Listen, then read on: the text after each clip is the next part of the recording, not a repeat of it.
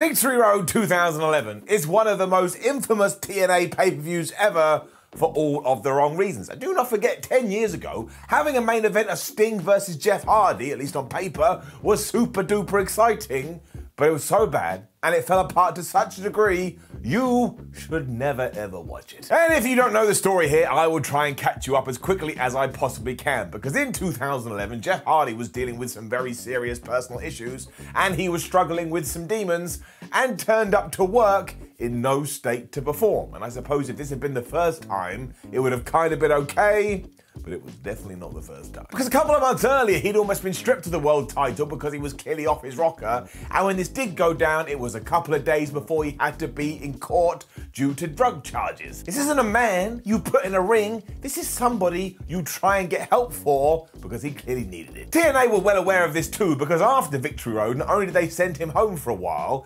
but they also said, if you did buy the pay-per-view, we're gonna give you 6 months free access to our tape library that you could access online. Now let's be honest, they should have offered refunds for everybody, but the fact they offered anything to begin with, well, it just sums it up. Especially because if we do take the main event as the reason people are putting their hand in their pocket, well, you can figure it out. And also, if you don't know, this pay-per-view ended early because Sting and Jeff Hardy only went for 2 minutes and it was meant to go for 20. I think what really sent worries through the wrestling community is this the exact same reason why WWE had decided to let him go in the first place. And I completely understand why TNA would want a Jeff Hardy. He was a huge star and everybody loved him. But a few people were like, I don't really think they've got his health as a priority. I totally see where they're coming from. It makes all of this a huge shame because there shouldn't be interest in a match because it's gone so awry. Why the hell TNA didn't send anybody else out there, I will never know. You could have sent a GOAT. Like, oh, the replacement of Jeff Hardy is a GOAT. I would have taken Sting versus the GOAT. For fighting fans in general, this was also around the same period where UFC bought Strikeforce. You know what happened after that. And over in WWE land, we were about to have WrestleMania 27. Very, very strange main event, but they also had The Rock. But yeah, in front of just over 1,000 fans in the Impact Zone, it is TNA Victory Road 2011.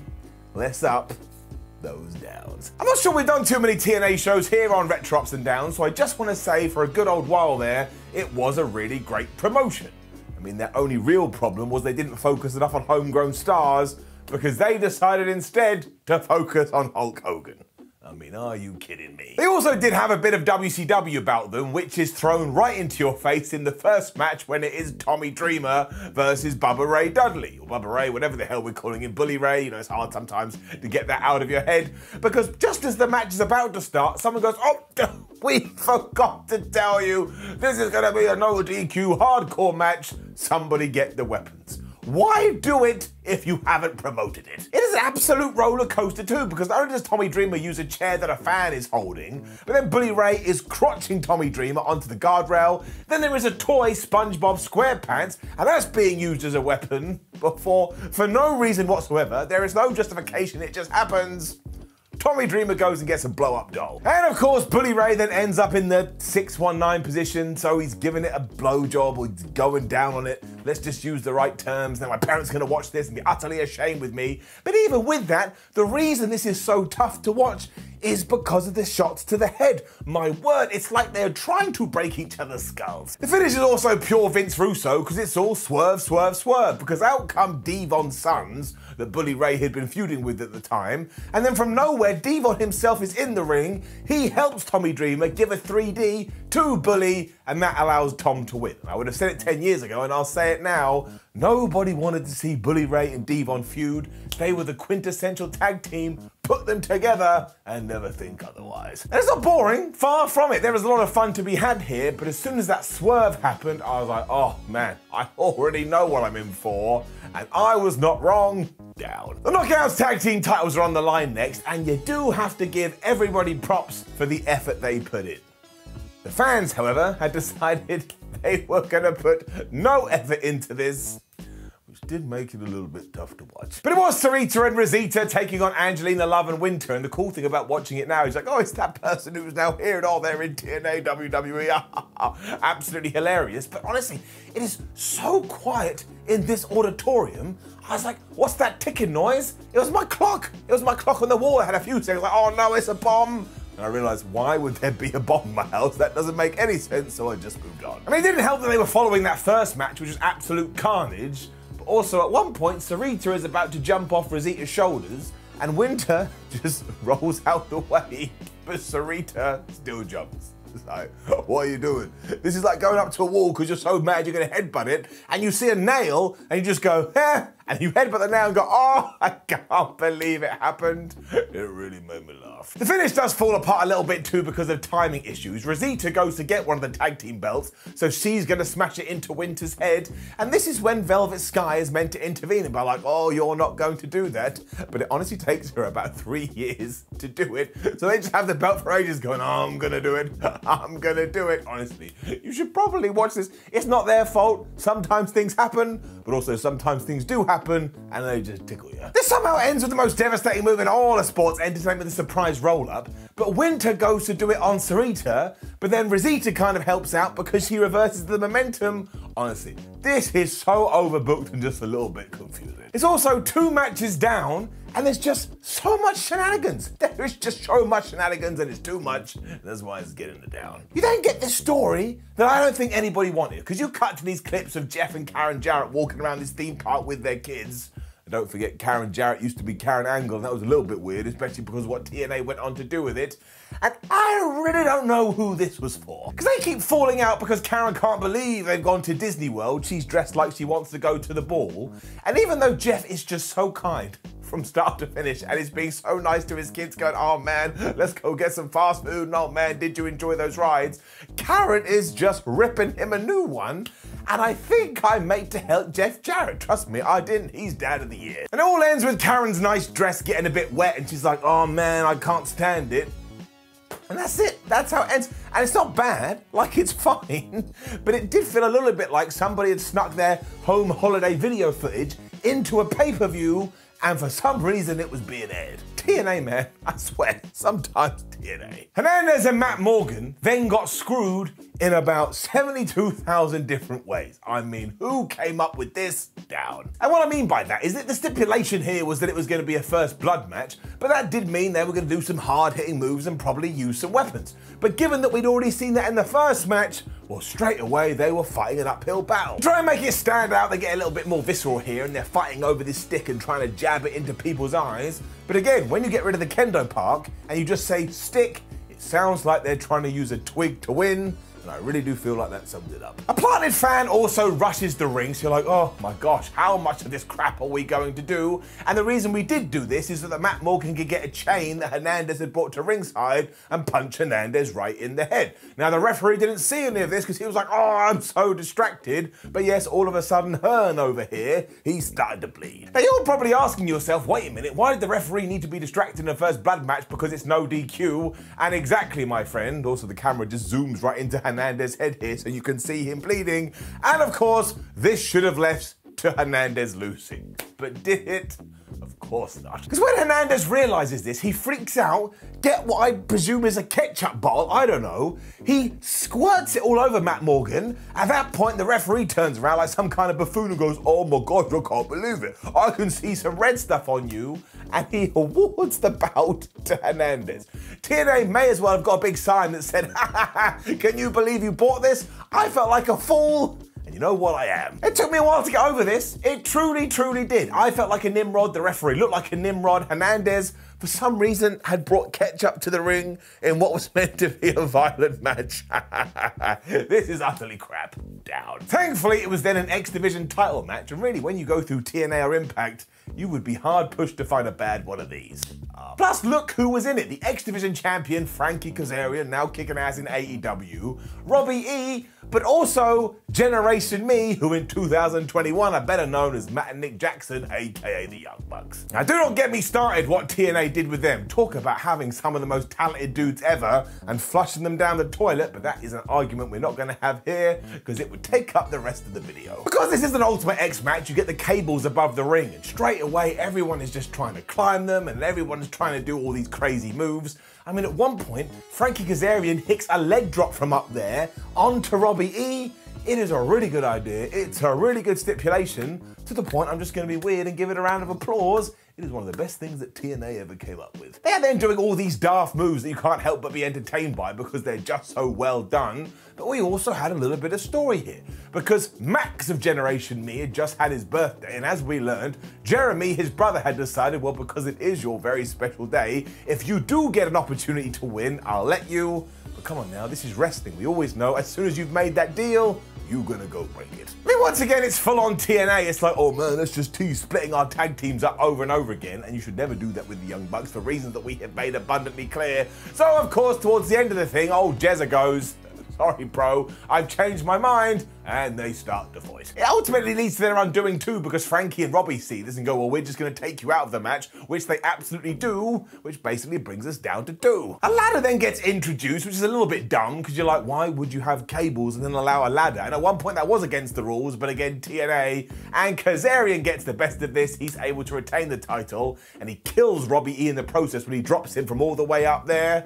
But honestly, if you are only going to watch one match from this show, watch this. Really, really fun. Speaking of Tag Team 2, Beer Money was then out. And it is really weird to see Bobby Roode in this kind of a guise, because for the last 4 years, WWE hasn't really known what to do with him. And then once again, you see him here and you think, my word, they really did drop the ball. James Storm was also the perfect partner for him. And when you are talking about TNA Homegrown Stars, these two are just absolutely wonderful. They are the defending tag team champions as well, and they're defending their titles against Shannon Moore and Jesse Neal, who were known as Ink Inc. Because yes, they had a lot of tattoos, so Ink, but they were a pairing, so Inc., which stands for Incorporated.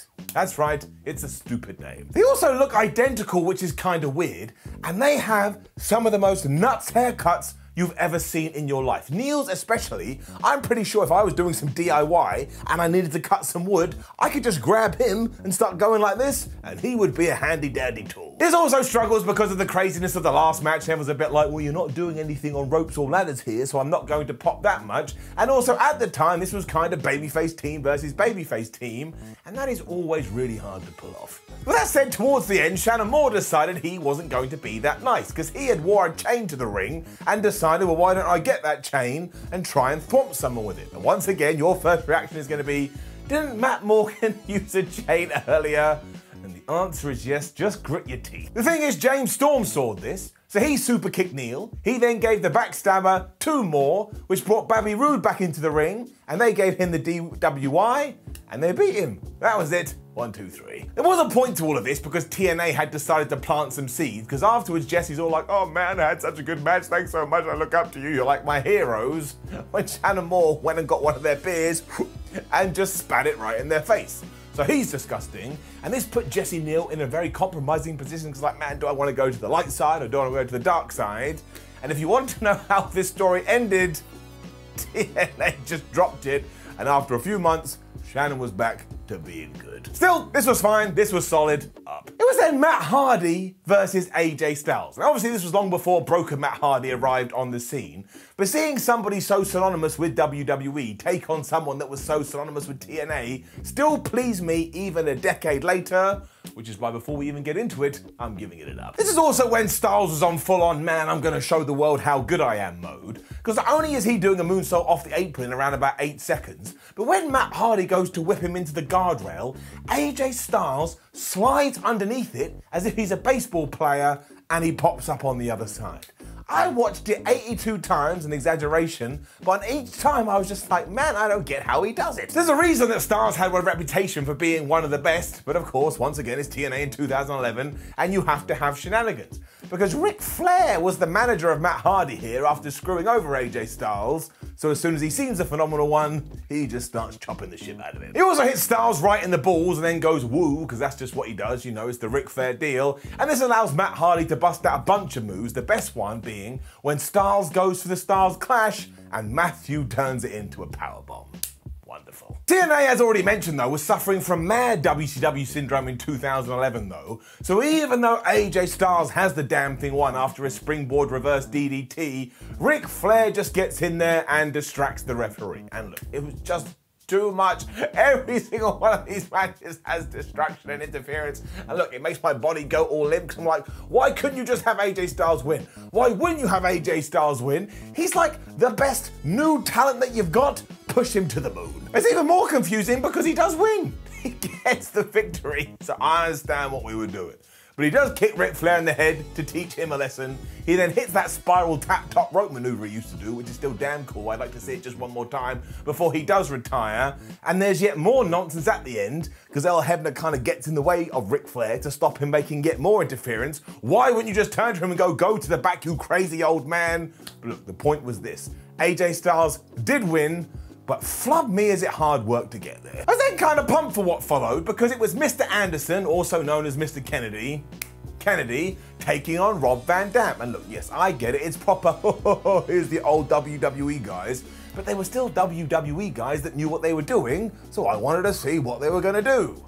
More fool me. RVD was still doing all of his nuts move in 2011, including that spinning leg drop thing when he has someone draped over the guardrail. But clearly Mr. Anderson had been watching every single Rob Van Dam match since the start of time, so he got out the way. Rob goes right into the steel, and that means his leg is easy picking, so Anderson goes and picks it. I mean, at one point I'm pretty sure he was just trying to remove it from Van Dam's body. He's like, I'm gonna have it come off, but of course that didn't happen because science, when all of a sudden from nowhere RVD gives him this crazy cross body, and over the top rope they go to the floor. This really pisses Anderson off though, so he hits a mic check on the ramp, so you're all like, okay, cool, now he's gonna get back into the ring, and then Rob Van Dam will get back into the ring at 9.999, and then we'll see who wins the damn match.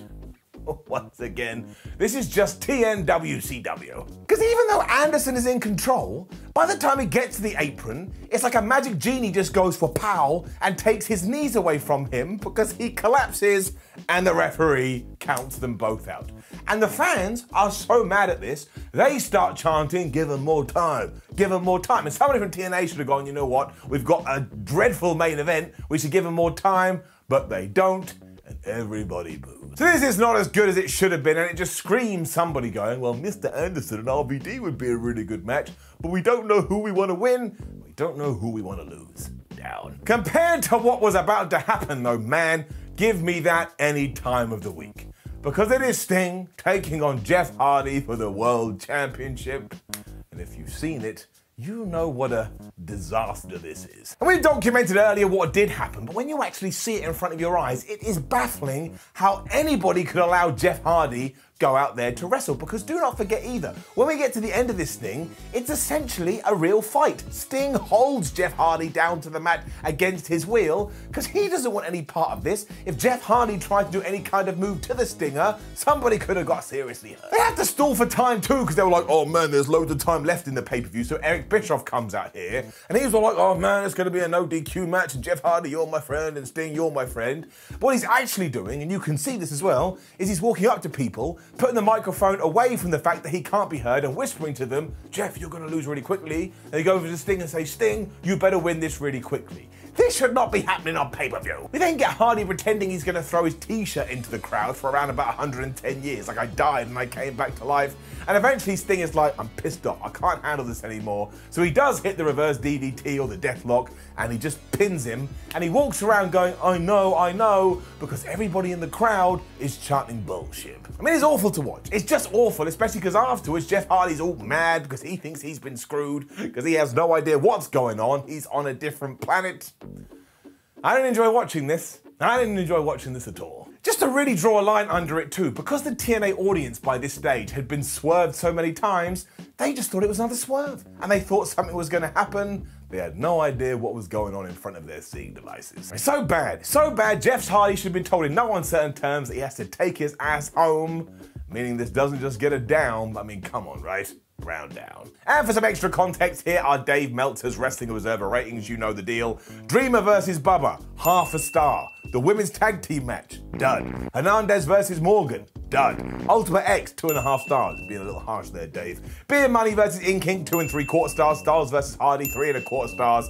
Anderson versus RVD got 1/4 star. And the main event, which surely should have got nothing, because it was nothing, whipped out, -1 star. And there it is, Victory Road 2011, which people still talk about today, and obviously overall it gets a down. All the other matches are just silly and the main event will make you sad deep down in your tum-tum. Now, please do leave a comment below and let us know what other retro shows you'd like us to review in the future, and we absolutely will. Like the video, share the video, and subscribe. Head over to WhatCulture.com where you can read yourself some articles. Make sure you come say hello and follow us on social media. And we've got a bunch of other videos, some of which are retro ups and downs. Click them all.